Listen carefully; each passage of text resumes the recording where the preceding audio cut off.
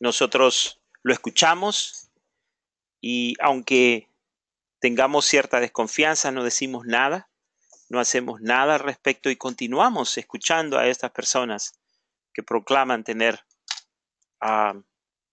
mensajes de parte de Dios. Entonces, vamos a tratar este tema de mucha importancia. Pero al mismo tiempo, hermanos, quiero que si ustedes tienen alguna pregunta mientras yo estoy explicando, que tengan la facilidad para poder hacerlo, que por favor, no solamente a través del chat, sino que abran sus micrófonos y me digan, hermano, yo tengo una pregunta con lo que acaba de decir, para que podamos entenderlo. Este tema se está dividiendo en dos partes. No creo que pueda terminar todo el material, pero es de suma importancia este tema. Así que vamos a comenzar.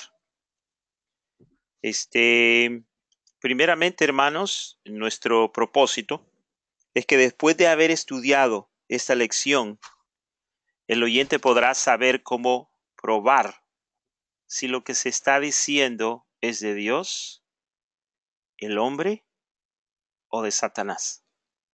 Así de simple.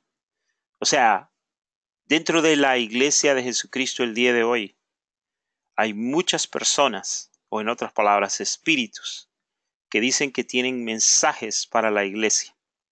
Y muchos de esos mensajes son del hombre, son de Dios, pero también hay muchos mensajes que son de las huestes celestiales que vienen de lo más profundo del infierno, de Satanás. Y por eso es importante que usted sepa cómo probar los espíritus. Vamos a dividir este bosquejo en primeramente una breve explicación del texto de Primera de Timoteo 4, del verso 1 al 5. Ya vaya abriendo su Biblia. Vamos a hablar de Pablo y la intervención directa del Espíritu Santo. Vamos a hablar de una breve explicación del texto de 2 de Corintios 10, verso 3 al 6. Y luego vamos a dirigirnos directamente al texto de Primera de Juan 3:24 y luego 4 del 1 al 6, donde vamos a hablar de cómo podemos probar los espíritus. Primeramente, hermanos, vamos a hablar acerca de Primera de Timoteo, capítulo 4, verso 1 al 5, que es la escritura que nos corresponde el día de hoy estudiar en la epístola pastoral. Dice la palabra de Dios, pero el Espíritu dice claramente que en los postreros tiempos algunos apostatarán de la fe, escuchando a espíritus engañadores y a doctrinas de demonios, por la hipocresía de mentirosos que teniendo cauterizada la conciencia, prohibirán casarse y mandarán abstenerse de alimentos que Dios creó para que con acción de gracias participasen de ellos los creyentes y los que han conocido la verdad. Porque todo lo que Dios creó es bueno y nada es de desecharse si se toma con acción de gracias. Porque por la palabra de Dios y por la oración es santificado. Bueno, hay varias cosas en ese texto que serían importantes a hacer notar. Primeramente, el hecho de que Pablo dice que el Espíritu dice claramente. O sea, hermanos, que no solamente es claro el mensaje de Dios, sino que es distintivo. En otras palabras, el Espíritu el día de hoy distintivamente nos está diciendo que lo que está ocurriendo en el mundo entero no es de Dios. O sea que hay un montón de grupos que un día abrazaron la fe de la Biblia, pero que el día de hoy están teniendo afiliaciones con grupos que no predican el evangelio sano, el evangelio que tiene a Jesucristo como centro. Entonces, Pablo dice que el Espíritu claramente, en palabras expresadas, dice que en los postreros tiempos algunos apostatarán de la fe. En otras palabras, que no solamente iban a separarse, sino que ellos mismos iban a abandonar o apostatar de la fe, la doctrina que un día habían profesado. Estas personas no solamente son personas que han sido confundidas, sino que ellos han tomado la decisión de separarse o de abandonar la fe y la doctrina que un día profesaron, que estaba basada en el Cristo de la gloria, en el Cristo bíblico. En otras palabras, separar o retractar. Nosotros estamos viendo, hermanos, aquí en los Estados Unidos, sabemos que dentro de muy poco se va a hacer una declaración de muchas iglesias pentecostales, evangélicas, que van a hacer alianza con los grupos ecuménicos y con la Iglesia Católica para nuevamente traer a aquellos que dejaron un día la Iglesia Católica y puedan nuevamente regresar. Pero el Espíritu dice claramente que en los postreros tiempos algunos apostatarán de la fe. Los postreros tiempos, para el judío habían dos tiempos. Estamos en el tiempo de la última era, pero también hablan acerca de los tiempos pasados. Si usted ve en el capítulo 1 de Hebreos, allí en el capítulo 1 de Hebreos, dice lo siguiente: Dios, habiendo hablado muchas veces y de muchas maneras en otro tiempo, ese es un tiempo para los judíos, a los padres por los profetas, o sea que ese es un tiempo en el cual existían los padres y existían los profetas. Pero ahora el verso 2 dice: y en estos postreros días nos ha hablado por el Hijo.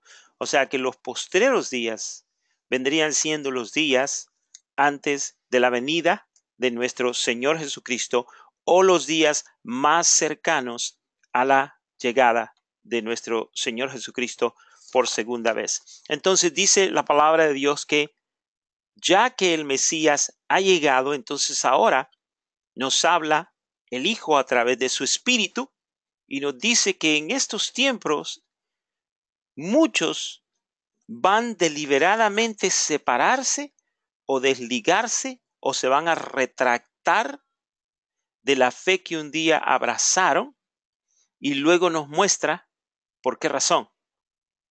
Porque hay una influencia demoníaca de espíritus engañadores que no solamente hacen que ciertos hombres enseñen estas malas enseñanzas, sino que otros escuchen y vayan en pos de tales doctrinas. Allí específicamente dice la palabra de Dios, escuchando a espíritus engañadores y a doctrinas de demonios. En otras palabras, que el lugar de donde estas doctrinas vienen es del mismo infierno.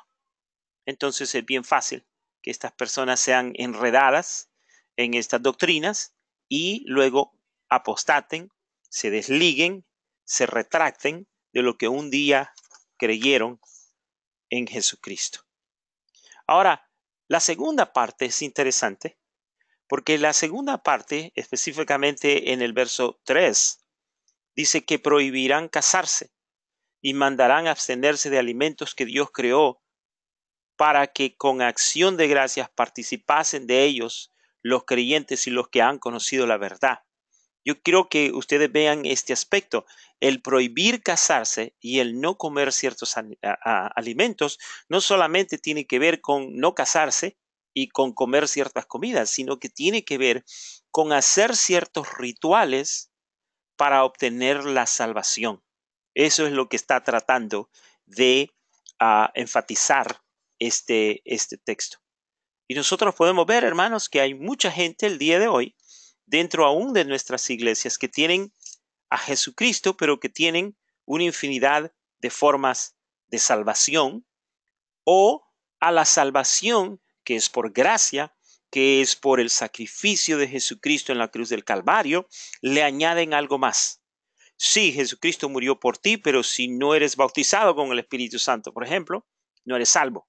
Si te vistes de esta manera, no eres salvo. Si haces esto, no eres salvo. Entonces tenemos una infinidad de ritos extracurriculares que no tienen nada que ver con la salvación que es por gracia y por el sacrificio de nuestro Señor Jesucristo. Entonces, vamos a ver ahora y nos vamos a enfocar por un momento lo que Pablo quiso decir cuando hizo la mención de, pero el Espíritu dice claramente. Vamos a ver esto que es de mucha importancia. Yo quiero decirles a ustedes, hermanos, que ninguno de nosotros se puede dar cuenta si verdaderamente es salvo o no, a no ser que sea por el Espíritu de Dios. Primera de Juan 3:24 dice, y el que guarda sus mandamientos permanece en Dios, y Dios en él. Y en esto sabemos que Él permanece en nosotros por el Espíritu que nos ha dado. En otras palabras, hermanos, el Espíritu de Dios que se nos ha sido dado es el que nos da testimonio a nosotros de que somos hijos de Dios. Aquí no hay tal caso de que usted crea que es hijo de Dios si no primeramente tiene el Espíritu de Dios.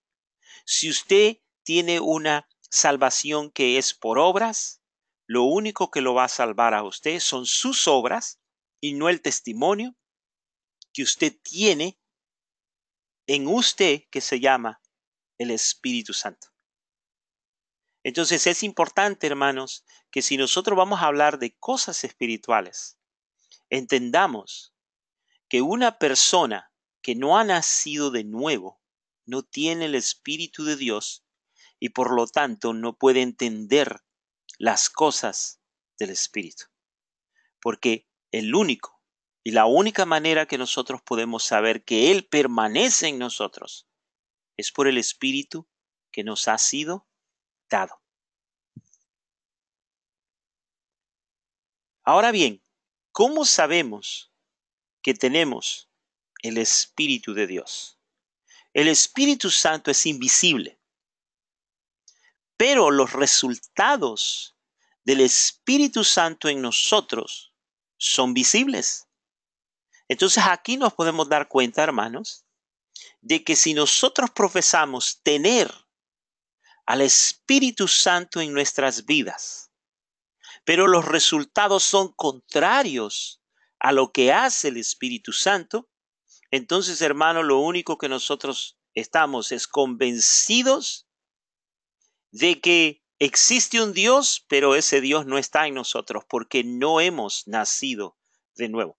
Dios no tiene nietos, no tiene sobrinos, no tiene sobrinas, no tiene nietas. Dios tiene hijos. Usted no es automáticamente salvo delante de Dios porque sus padres son salvos, o porque sus amigos son salvos, o porque los que le rodean son salvos. La salvación es algo personal, es algo individual, es una relación directa con Dios a través del Espíritu de Dios. Entonces el Espíritu no lo vemos, porque es invisible. Pero los resultados de tener una relación con Dios sí son visibles y son tan sencillos, hermanos, en sus características, que muchas veces nosotros los pasamos desapercibidos. Pero le voy a mostrar a usted los resultados o lo que el Espíritu de Dios produce en nosotros. Primeramente, hermanos, el Espíritu de Dios produce en nosotros un deseo de arrepentimiento. Cuando nosotros pecamos, hermanos, cuando nosotros le fallamos al Señor, no solamente nos escondemos, no solamente nos da vergüenza, no solamente nos recluimos, sino que tenemos un deseo grande de arrepentirnos por el pecado que hemos cometido. Cuando nosotros, hermanos, comenzamos a jugar con Dios y creemos porque no nos ven, no hay ningún problema, es cuando nosotros comenzamos a darnos cuenta, hermanos, en que es muy posible que nosotros no hayamos nacido de nuevo desde el punto de vista, hermano, que no ni siquiera odiamos o desechamos el pecado, ni mucho menos tenemos la habilidad para arrepentirnos. ¿Por qué? Porque el Espíritu Santo, la obra del Espíritu Santo nos va a dar un alto grado por querer desechar el pecado en nuestras vidas. Nos vamos a dar cuenta de quiénes somos, qué hacemos, cómo hablamos, nuestro carácter, la manera como nosotros nos comunicamos, la manera como nosotros actuamos con la gente, faltos de amor, faltos de paciencia. Entonces, hermanos, vuelvo y les repito, el Espíritu Santo es invisible, pero los resultados son visibles. El Espíritu de Dios produce en nosotros un deseo de buscar la salvación y el perdón. La salvación y el perdón de nuestros pecados. El Espíritu de Dios produce en nosotros el ir en pos del Evangelio de Jesucristo. Hay gente que anda buscando a Dios y lo que hace es que lee libros, se va a India, busca la yoga, busca otras cosas que no tienen nada que ver con Dios. El Espíritu de Dios, hermano, obrando en nosotros, produce un deseo de convertirse en esclavo del Señor Jesucristo. En otras palabras, que lo que más anhela a usted es servirle a Dios. ¿Qué importa que se canse? ¿Qué importa que vengan tribulaciones? Si usted quiere simplemente servirle al Señor y ser esclavo de su Señor. El Espíritu de Dios en nosotros produce un reconocer a Jesucristo como Señor en la vida. Señor quiere decir jefe, manda más. Quiere decir esa persona que tiene el control de nuestras vidas. El Espíritu de Dios produce en nosotros un placer en las Santas Escrituras. Yo no puedo concebir que una persona profese que tiene el Espíritu de Dios y no quiera leer las Santas Escrituras. El Espíritu de Dios siempre va a producir un placer en las Santas Escrituras, un anhelo a la obediencia. Es cierto que somos imperfectos, es cierto que la misma palabra de Dios nos dice en 1 de Juan capítulo 2, hijitos míos, si alguno de vosotros hubiere pecado, abogado tenemos para con el Padre. Es cierto que nosotros todavía estamos en un cuerpo pecaminoso, pero nuestro anhelo, después que hemos fallado, es querer obedecer. Y muchas veces lo hacemos en la carne y por eso nos cuesta, pero queremos obedecer. El Espíritu de Dios produce en nosotros alegría en medio de las pruebas y tribulaciones. Eso que nos quieren vender a nosotros, a decirnos que porque somos un hijo del rey nunca vamos a estar enfermos, nunca vamos a tener problemas, nunca vamos a tener tribulaciones, es mentira. Nosotros, dice la palabra de Dios, que vamos a tener pruebas y tribulaciones. En el mundo tendréis aflicciones, pero confiad que yo he vencido al mundo, dice la palabra de Dios. Tendremos alegría en medio de las pruebas y de las tribulaciones. No sabemos cómo vamos a salir adelante, pero tendremos la alegría y el gozo de saber de que Dios tiene control de todas las cosas y que de una u otra manera Dios nos va a sacar adelante. El Espíritu de Dios produce amor en nuestras vidas hacia nuestros hermanos, hacia nuestros creyentes, y no solamente a los que nos caen bien, sino que también a los que nos caen gordos, a los que no nos caen tan bien. Vamos a tener paciencia, vamos a hacer todo lo posible por mostrarles amor, porque el amor es paciente. El Espíritu de Dios produce en nosotros un gran deseo a la comunión con los santos. Hermano, es increíble cómo hay personas que dicen que están llenos del Espíritu Santo, pero no quieren ir a la iglesia. El Espíritu de Dios siempre nos va a llevar a querer estar en comunión con otros hermanos que tienen la misma fe nuestra, la comunión con los santos. El Espíritu de Dios produce en nosotros una comprensión alta de las Santas Escrituras. El Espíritu de Dios nos inclina a la oración, a la búsqueda de Dios, nos da un deseo de alabanza, de querer adorarle, de querer bendecirlo, de querer ser celoso de esa alabanza por lo que Dios ha hecho por nosotros y esa adoración por lo que Dios es o quién es. El Espíritu de Dios produce un corazón lleno de acción de gracias, aún donde no hay lugar donde dar gracias, o por lo menos donde nuestros cuerpos nos dicen, no tienes que dar gracias, porque esto es tristeza, porque esto es esto, aquello, lo otro. No. El Espíritu de Dios produce en nosotros un corazón lleno de acción de gracia. El Espíritu de Dios, hermano, produce en nosotros un deseo por lo santo y agradable a Dios, no por lo contrario. Entonces, hermano, estas son simplemente una lista corta de las cosas que produce el Espíritu Santo al que no vemos, pero que su trabajo en nosotros produce resultados que son visibles, que son tangibles, que podemos verlos en la vida de una persona. Entonces, esto es lo que nosotros tenemos que comenzar a pensar, hermano, cuando estamos probando los espíritus. A las hermanas que no están casadas, que quizás andan en busca de un hombre, o los hermanos que no están casados y quizás andan en busca de una mujer para casarse. Hermano, cuando alguien venga y le diga a usted de que es creyente, si usted no ve los resultados visibles de un Espíritu Santo invisible, hermano, corra, porque la única profesión de fe que existe en esta persona es aquella que sale de los labios para afuera, pero que nada está ocurriendo en su vida.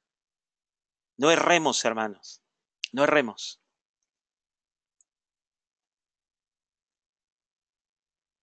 Pablo era un hombre que estaba muy enterado de la intervención directa del Espíritu Santo.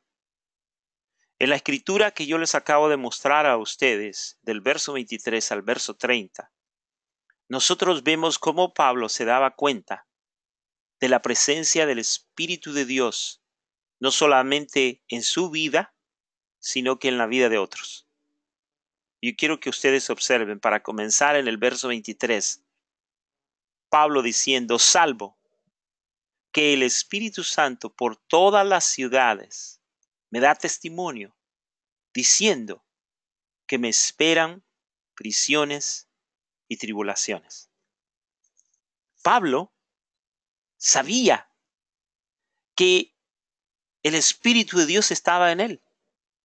Y cuando se trataba con respecto a su vida, el apóstol Pablo dice que el Espíritu Santo le daba testimonio por todas las ciudades donde él iba, diciéndole que le esperaban prisiones y tribulaciones. Quiero decirles algo a ustedes, hermanos.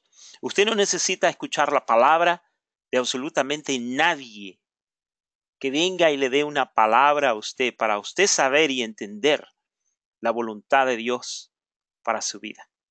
Si usted tiene una relación con ese Espíritu, si usted tiene una relación con ese Dios de la gloria, Dios le guía, así como guiaba a Pablo. El Espíritu Santo nos guía, hermanos. El Espíritu Santo nos habla.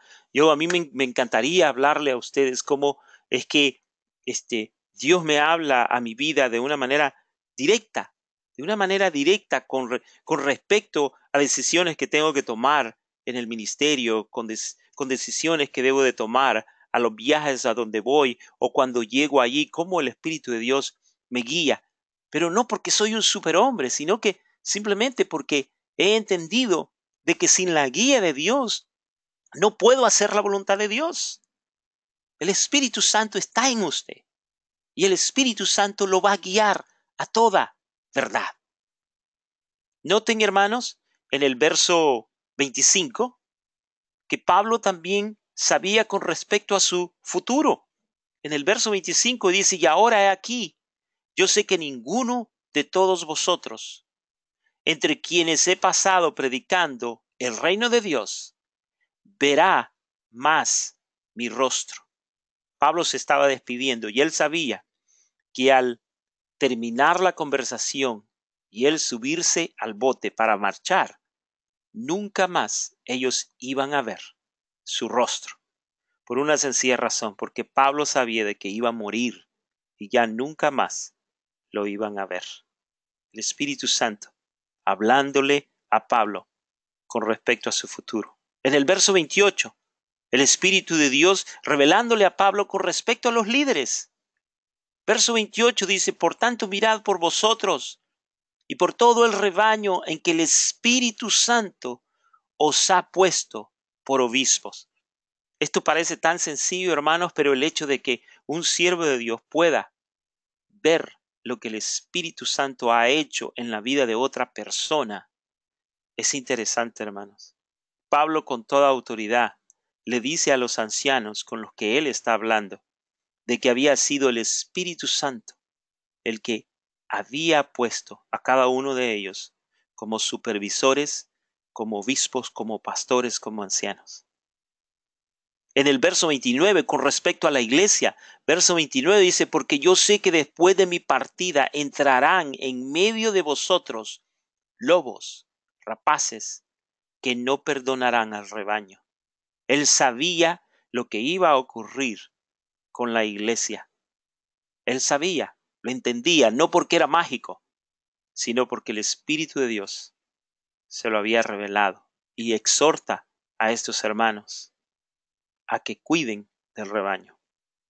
Y luego con respecto a algunos de los líderes, verso 30, dice, y de vosotros mismos se levantarán hombres que hablen cosas perversas para arrastrar tras sí a los discípulos.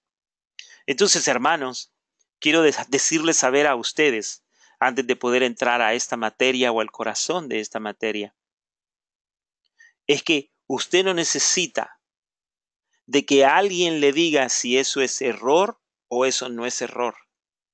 Dios ha dejado en cada uno de nosotros su presencia, su Espíritu Santo, la unción para nosotros poder juzgar, para poder probar a los espíritus si son o no son de Dios. Y esa obra del Espíritu Santo es lo primero que quiero recalcarles a ustedes, hermanos. Nosotros nos entretenemos hablando en lenguas y haciendo una infinidad de cosas que no tienen nada que ver con el Espíritu de Dios.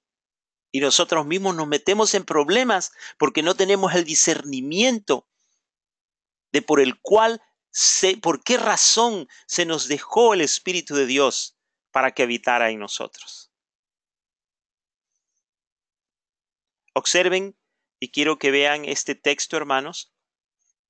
Por ejemplo, miren ustedes cómo es que el Espíritu de Dios le revelaba a Pablo. Por ejemplo, en 2 de Tesalonicenses capítulo 2, verso 1 al 12, dice, pero con respecto a la venida de nuestro Señor Jesucristo, Dios le había revelado a Pablo acerca de la venida de nuestro Señor Jesucristo y nuestra reunión con Él. Os rogamos, hermanos, que no os dejéis mover fácilmente de vuestro modo de pensar, ni os conturbéis, ni por espíritu, ni por palabra, ni por carta como si fuera nuestra, en el sentido de que el día del Señor está cerca. En otras palabras, que habían algunos ahí que estaban enseñando que el Señor venía en unos días, como lo hacen el día de hoy, que le dicen a la gente, vengan, en la venida de Cristo viene o el fin del mundo ha llegado, denos las posesiones suyas, que con nosotros, si usted es parte de nosotros, se va a ir al cielo y una infinidad de cosas. Pues eso es lo que ocurría ya en el primer siglo. Nadie os engañe en ninguna manera. Y luego, miren la manera como Dios le revelaba a Pablo. Porque no vendrá, o sea, no vendrá Cristo sin que antes venga la apostasía y se manifieste el hombre de pecado, el hijo de perdición. O sea, hermanos, nosotros tenemos ya ratito de que hemos entrado a la gran apostasía. La gran apostasía es la rebelión mundial en contra de Dios. Esa es la gran apostasía.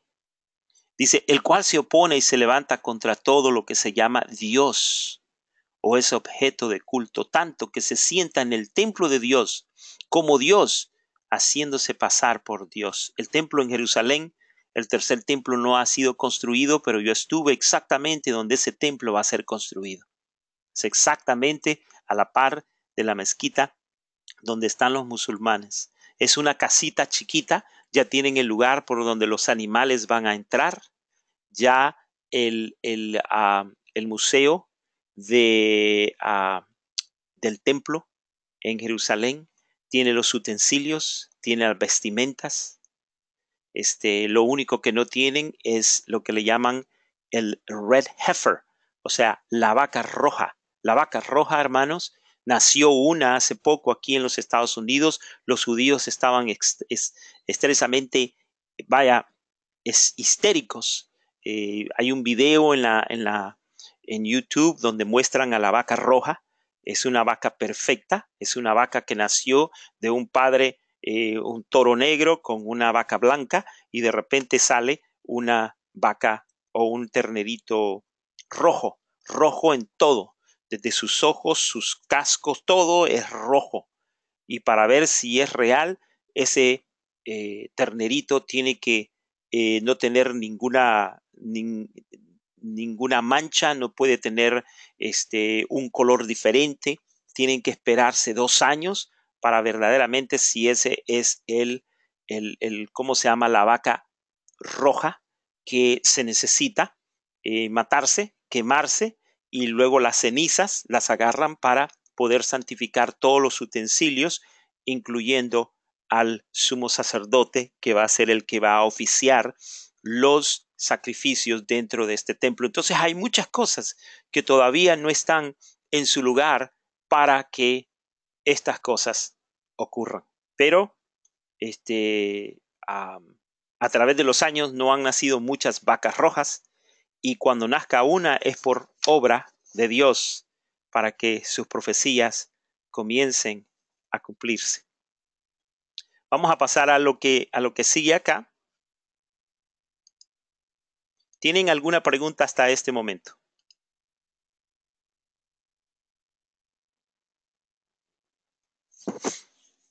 Hermano, yo tengo un comentario que hacer, Hermano si me Ramón. permite. ¿Cómo ha ¿Me estado, hermano escucha? Ramón? Sí, Aquí nomás escuchando y poniendo atención. sí, hermano. ¿Cuál es su comentario?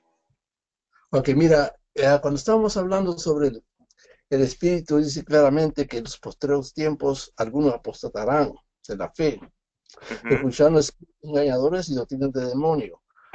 Me lleva las escrituras como, empezando del versículo 4 al 5, me lleva a Mateo 24:6. ujú. Y ellos explica lo que todos nosotros sabemos, que oiremos de guerra, rumores de guerra. Mirad que nadie que nos os turbéis, porque es necesario que todo esto acontezca, pero aún no es el fin. Porque aquí viene lo que sigue, porque se levantará nación contra nación y reino contra reino, y habrán pestes y hambres y terremotos en diferentes lugares. Todo esto lo estamos apreciando ahora. Hay personas que no se dan cuenta porque no conocen del Señor, pero nosotros que conocemos del Señor, diariamente miramos todo esto que está aconteciendo. Por ejemplo, lo que acaba de pasar en Sudamérica, ¿me entiende? Todo esto, las pestes que están como en la India, en otros lugares en África, todo está aconteciendo, dice. Y todo esto será principio de dolores. Entonces os entregarán a tribulación y os matarán y seréis aborrecidos de toda la gente por causa de mi nombre. Ahora me lleva a 24:9, dice, y seréis aborrecidos por todas las gentes por causa de mi nombre. Y dice en Mateo 10:22, y seréis aborrecidos. Otra misma vez el Señor nos está exhortando, diciendo que leamos las escrituras para que vayamos entendiendo lo que en todos los evangelios está escrito sobre él. Si nosotros no leemos la escritura como usted nos ha incitado siempre, entonces nosotros estamos sin frutos, ¿me entiende? Porque estamos sin conversión, ¿me entiende? Porque la conversión es una cosa y lo que no convertido es otra cosa. Dice, el Señor llega a la segunda reacción de la semilla que cae en los pedregales. Es mucha semilla que está cayendo en los pedregales. En la iglesia está ocurriendo, en las iglesias está ocurriendo todo esto. Hasta ahorita tengo mucho más que ofrecer, pero no quiero tomar mucho tiempo, varón. Gracias, gracias hermano por su comentario. ¿Hay alguien más que quiera añadir algo más? ¿Alguna pregunta?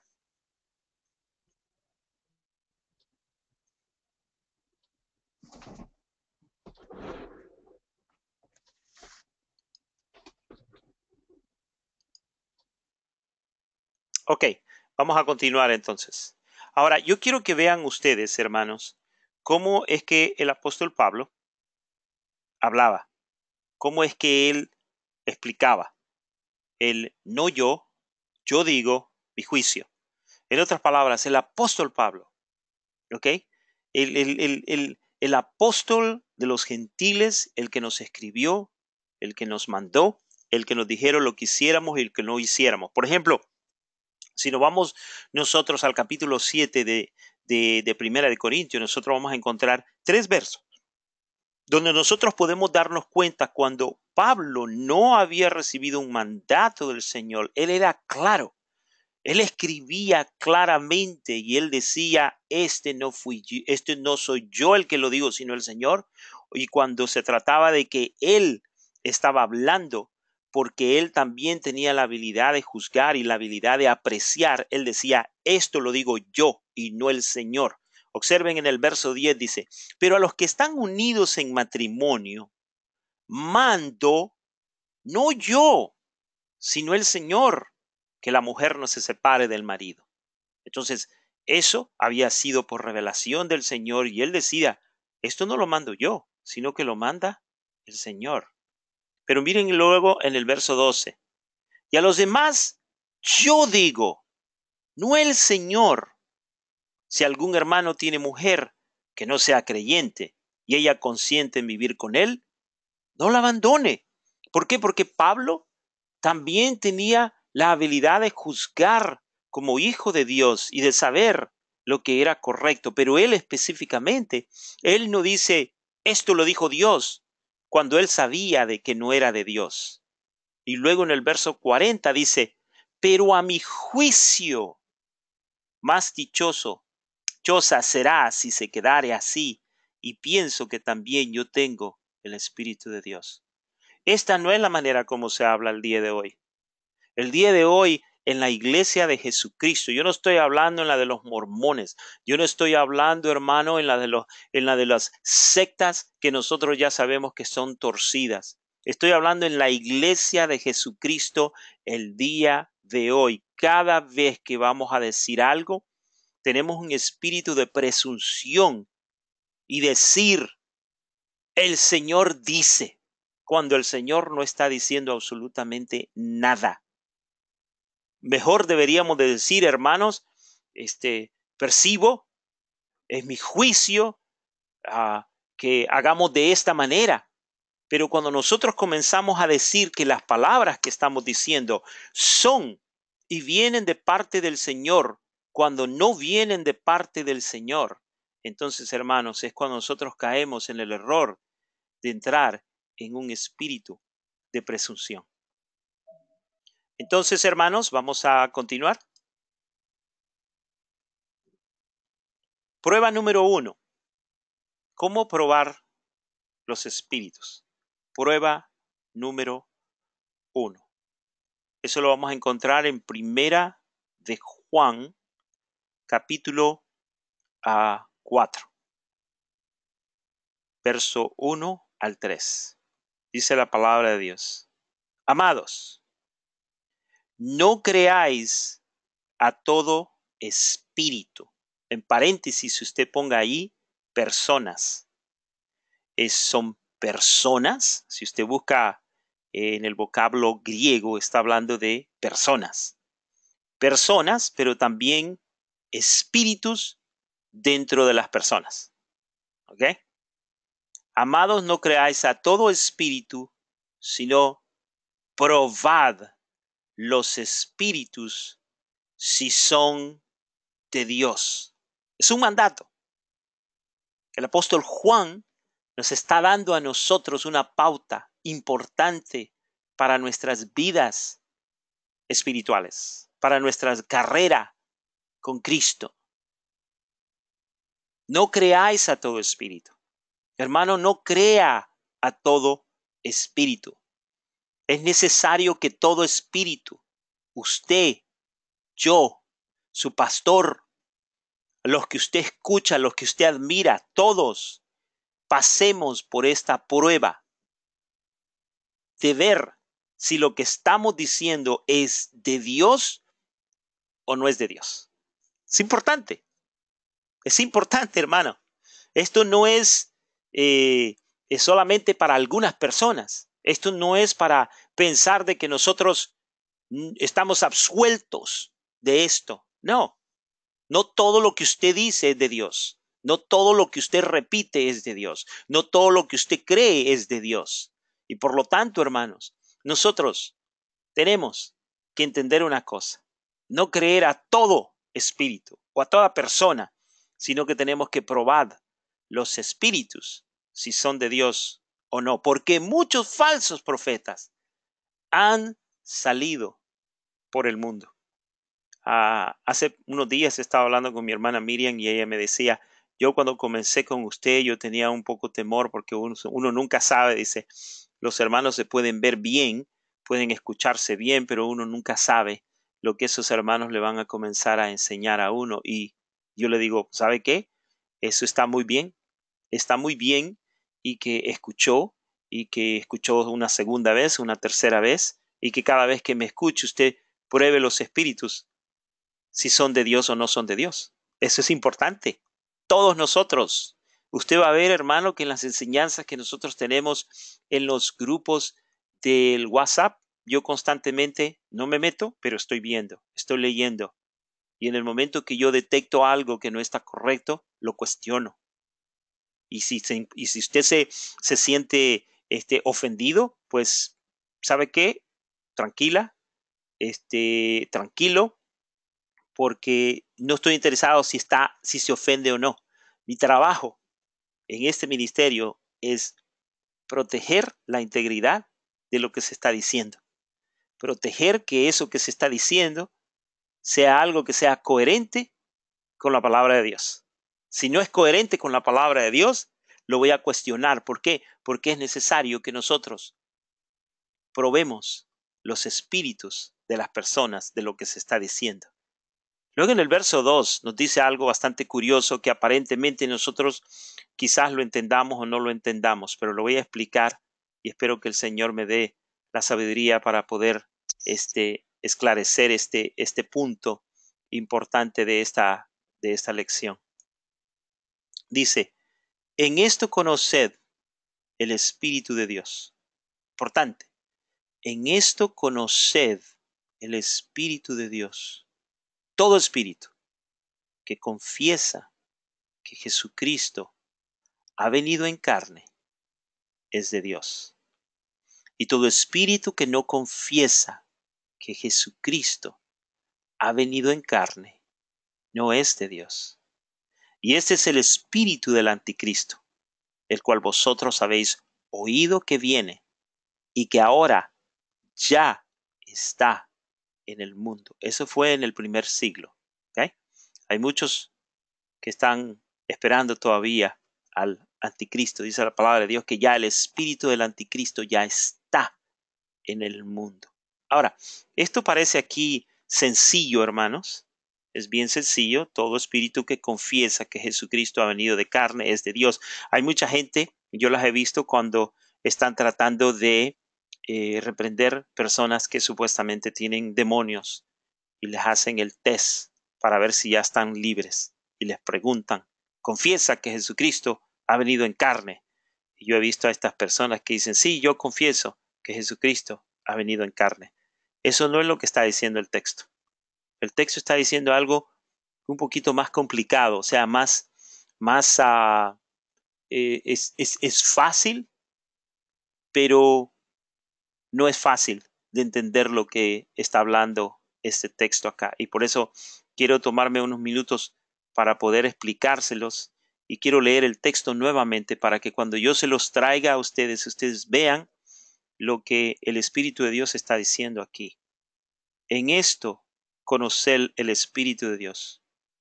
Todo espíritu que confiesa que Jesucristo ha venido en carne es de Dios. Y todo espíritu que no confiesa que Jesucristo ha venido en carne no es de Dios. Y este es el espíritu del anticristo, el cual vosotros habéis oído que viene y que ahora ya está en el mundo. Prueba número 1 tiene que ver, hermano, con el hecho de que cuando un espíritu que no es de Dios habla de un Cristo distorsionado, de un Cristo que no se conforma a la Escritura. Eso es lo que está hablando acá. Quiero mostrarles algo a ustedes, hermanos, que se les va a hacer bastante interesante e importante en sus vidas espirituales. ¿Quién es Jesucristo? Juan 10:30 dice, yo y el Padre uno somos. Juan 10:33 dice, te haces Dios, fue lo que los judíos le preguntaron, o la manera o la razón por la cual lo iban a apedrear. Lo iban a apedrear, te vamos a apedrear porque te haces Dios, porque el hecho de que el Señor Jesucristo acababa de decir que yo y el Padre uno somos, eso era una confesión o una declaración de Jesucristo diciendo de que Él era Dios. En Juan 8:58, el Señor Jesucristo dijo, antes que Abraham fuese, yo soy.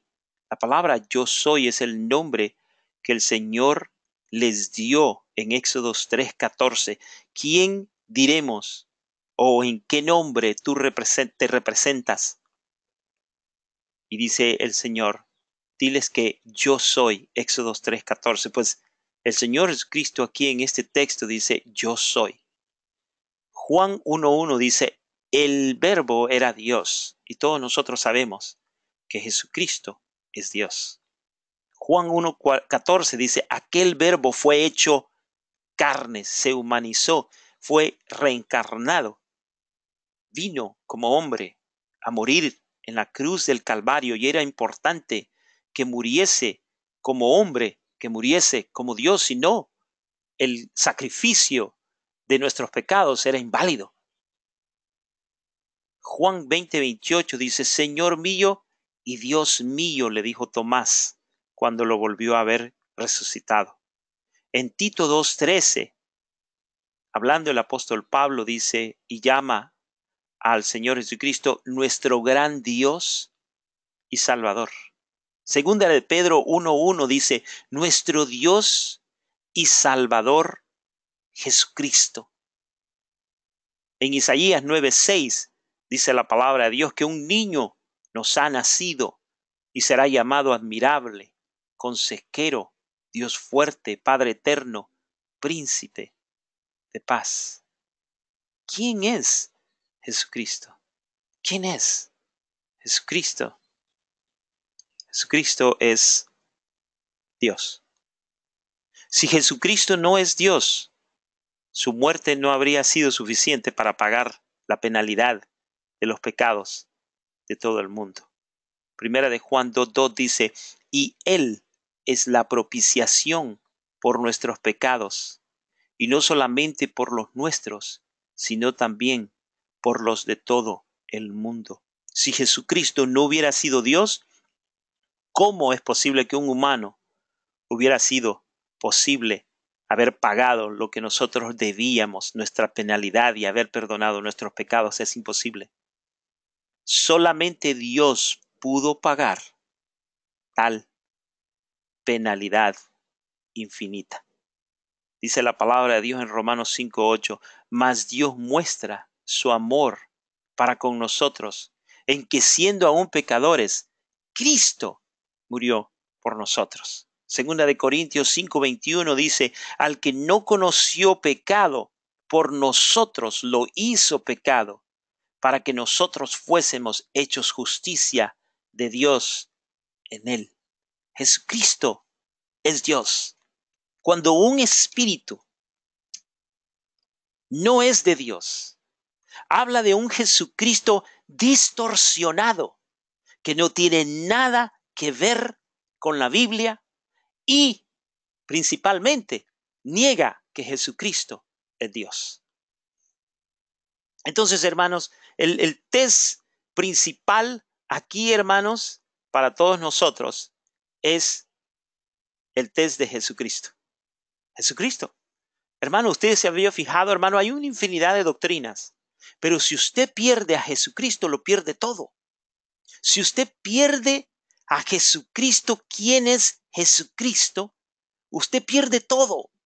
Usted puede ser fiel a la iglesia, puede ser fiel a los cantos, puede ser fiel a la adoración, puede ser fiel a todo, pero si pierde la pureza de quién Jesucristo es, pierde todo, porque no hay nombre dado a los hombres debajo del cielo en que podamos ser salvos, excepto en Jesucristo.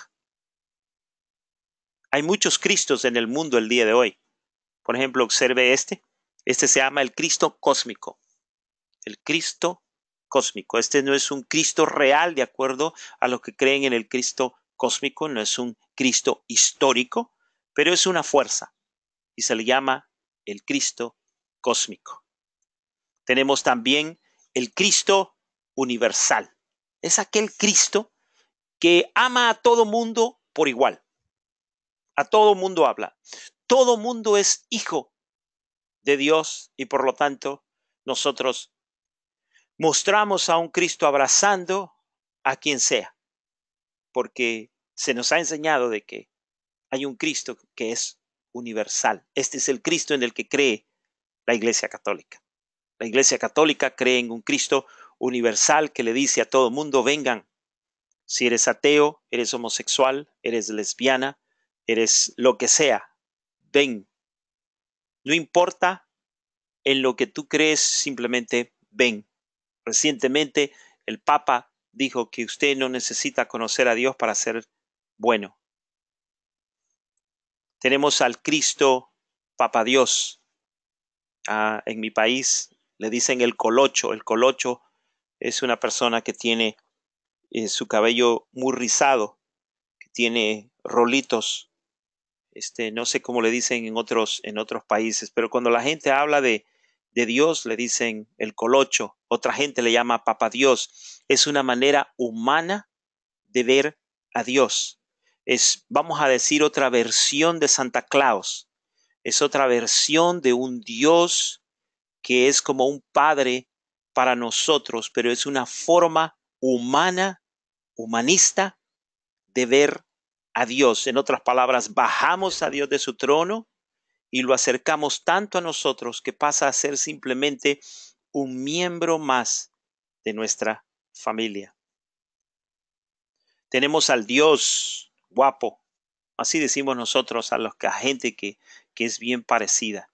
Este es el Cristo de las películas, es el Cristo del que las mujeres se enamoran, es el Cristo a las que las mujeres lo ven y dicen, wow, cómo me encantaría encontrarme un hombre así como ese. Y comenzamos a humanizar y a enamorarnos a Cristo, pero de una manera diferente. Hay cantos que hablan acerca de enamorarse de Cristo. La palabra del Señor no nos habla de enamorarnos de Cristo, nos habla de amarlo, pero no de enamorarnos de Cristo. Eso es un concepto humanista. Tenemos, hermano, el Cristo amigo. Ustedes ven allí a Cristo. Hey, cool. Nosotros aquí decimos, hey, cool. Los jugadores de básquetbol, cuando están viendo a la gente y la gente los está viendo, tienen una personalidad de un amigo más. Hay gente que habla de conversar y de caminar con Cristo literalmente. Cuando ellos van a hacer sus cosas, tienen un amigo a Cristo. Eso es todo lo que tienen. Tenemos también el Cristo yoga, el que se comunica con uno directamente, no a través de la Biblia, sino que todos los días usted escucha la voz de Él hablándole literalmente. Ahí está el Cristo yoga. En esto conoced el Espíritu de Dios, dice. Todo espíritu que confiesa que Jesucristo ha venido en carne es de Dios. Y todo espíritu que no confiesa que Jesucristo ha venido en carne no es de Dios. Y este es el espíritu del anticristo, el cual vosotros habéis oído que viene y que ahora ya está en el mundo. La prueba número 1, hermano, tiene que ver con que cuando este espíritu habla, hermano, tiene la creencia en un Cristo distorsionado y que no se conforma a la escritura bíblica. Esa es la primera prueba. ¿De qué Cristo le están hablando a usted? En la Iglesia Católica hablan de un Cristo que tiene que pedirle permiso a su mamá para ir a pedirle algo a su papá. Ese no es el Cristo nuestro. Hay muchos libros que se han escrito el día de hoy, hermano. Por ejemplo, hay una mujer que se llama Sarah Young. Ella ha escrito muchos libros, pero uno en particular que se llama Jesús llamando. Quiero que observen ustedes lo que ella dijo en una reciente entrevista en un programa de televisión cristiano aquí en los Estados Unidos que se llama el Club 700. Le preguntaron a Sarah Young, ¿podrías describir cómo es que tú escuchas a Dios? Sarah Young responde, cada vez que me mudo a una nueva vivienda, busco un lugar donde pueda encontrarme con Dios en una quieta comunión. Ese lugar se convierte en mi santuario para escucharlo. Antes de comenzar, oro por la protección en contra de distracciones a mi mente, por distorsiones y engaños. Yo pido poder escuchar solamente la voz de Jesús, cada palabra que Él quiera que yo oiga. Luego simplemente oro pidiendo ayuda al Espíritu Santo y escucho. Eventualmente escucho frases u oraciones y las escribo. Conforme escucho y escribo, continúo pidiendo la ayuda al Espíritu Santo. También agradezco a Jesús por los mensajes recibidos de parte de Él. Tomo pequeñas pausas cuando escucho para leer lo que ya he escrito. Trato de relajarme y disfrutar la presencia de Jesús y no estar enfocada en sobremanera acerca de la escritura. Parte de la Biblia también viene a mi mente y las escribo, sea cual sea la versión que en ese momento recuerde. ¿Qué es lo que está diciendo Sarah Young? Que todo lo que está escrito en sus libros son palabras literalmente escritas por Jesús. Entonces, cuando usted lee sus libros, no está leyendo lo que Sarah Young escribió, sino lo que Jesucristo escribió mientras ella estaba concentrada, contemplando la voz de Jesús.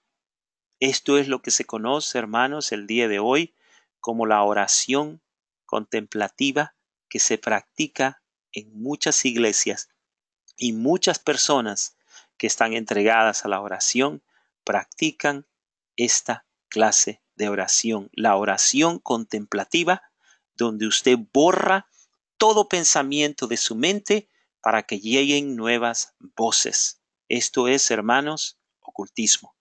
Es ocultismo. Esta es la nueva inspiración, es la nueva revelación, es la revelación nueva que está ocurriendo en la iglesia de Jesucristo el día de hoy.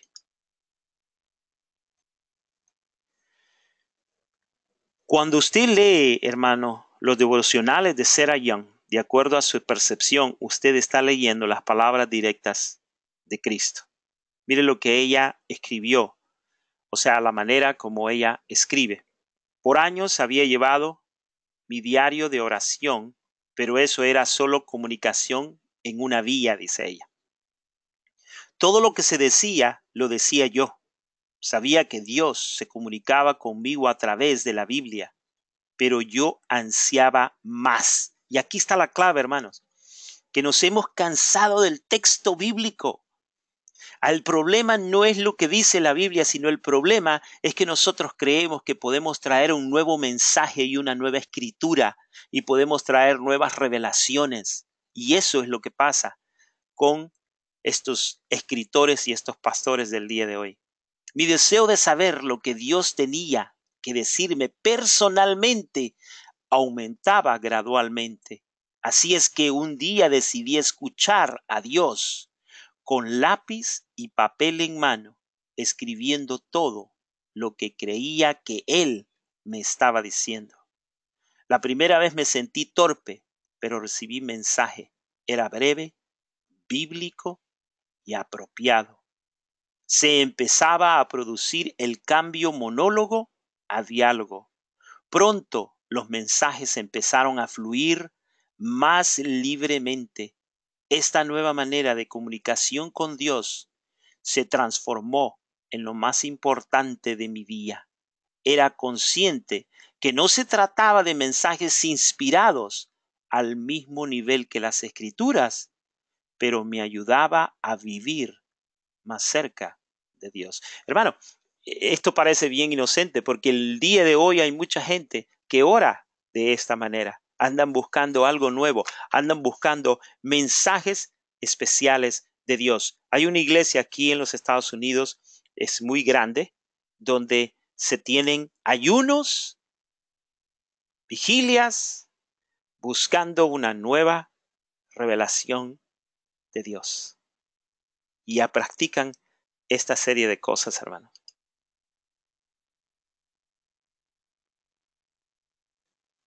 Prueba número 2. Ellos son del mundo. Por eso hablan del mundo. Y el mundo los oye. Prueba número 2, hermanos, va a ser la segunda parte, que va a ser el martes a las 7 p.m., hora del Pacífico, por este mismo canal. Así que, hermanos, ¿alguna pregunta? ¿Algún comentario acerca de el tema que estamos tratando el día de hoy? ¿Es su tiempo, hermanos?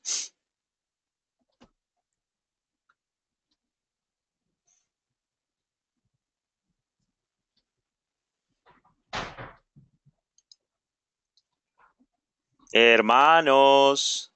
Me permite, varón, si ya Sí, hermano. que yo es mi primera vez que participo, pues quisiera yo, ¿cómo se llama?, ser más obstinado a las cosas del Señor. ¿Es Voy a leer pregunta? como ¿Es pregunta, parte, hermano? ¿Es pregunta o es comentario? es un comentario, varón. Ok. Dice, salieron de nosotros, pero no eran de nosotros. Porque si hubieran sido de nosotros, habrían permanecido con nosotros. Pero salieron para que se manifestaran que que no todos son de nosotros. Ahora me llevo aquí dice, segunda de Pedro, dice, recibiendo el galardón de su injusticia, ya que tienen por delicia el gozar de deleites cada día, estos son inmundicias y manchas quienes aún mientras comen con nosotros se recrean en sus errores. Esta es la iglesia de la que usted estaba mencionando, varón. Amén. Sí, eso es exactamente. Ah, Gracias, hermano Ramón. Me gustaría recalcar algo, porque me gusta leer Juan 17, ¿me entiendes? Y si tengo tiempo lo voy a hacer. Dice, estas cosas habló Jesús y levantó los ojos al cielo y dijo, Padre, la hora ha llegado.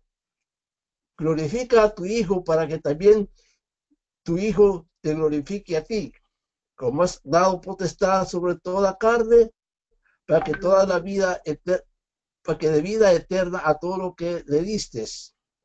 Y esta es la vida eterna, que conozcan de ti, te conozcan a ti, el único Dios verdadero, y a Jesucristo, quien has enviado. Yo te he glorificado en la tierra, he acabado la obra que me diste que hiciese. Ahora pues, Padre, glorifícame tú a tu lado tuyo con aquella gloria que tuve contigo antes que el mundo fuese. He manifestado tu nombre a los hombres que del mundo me diste, tuyos eran y me los diste y han guardado tu palabra. Así nos da a conocer quién es el Señor y dónde está el Señor y cómo era el Señor. Amén, hermano. Gracias, gracias por su comentario.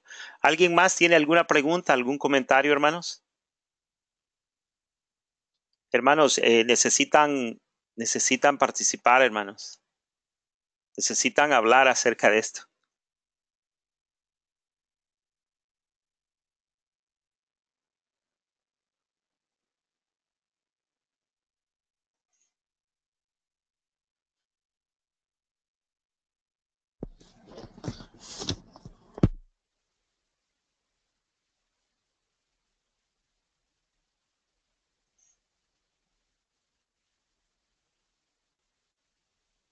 No sé si hay algún problema con la internet o no sé qué está pasando, hermanos.